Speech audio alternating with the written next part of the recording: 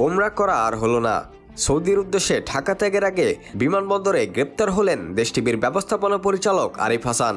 ছাত্র গণ অভ্যুত্থানের সময় সজীব হত্যা মামলায় তাকে গ্রেপ্তার করা হয়েছে। এরই মধ্যে তাকে নেওয়া হয়েছে ডিবি কার্যালয়ে।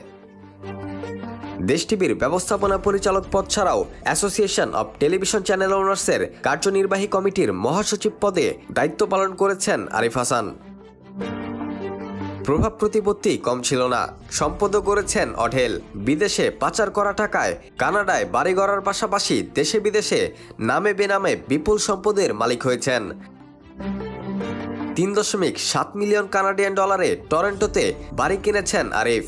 ঋণ জালিয়াতি করেছেন 335 কোটি টাকা। এছাড়াও তার বাবার নামে 128 কোটি টাকার স্থাবর অস্থাবর সম্পদের তথ্য পায় দুদক। কিন্তু আওয়ামী দুঃশাসন আমলে আইনমন্ত্রীর ঘনিষ্ঠজন তৌফিকার সহযোগিতায় ধামাচাপা দেন এসব অভিযোগ। Rakibul Hasan, D news, Bangladesh.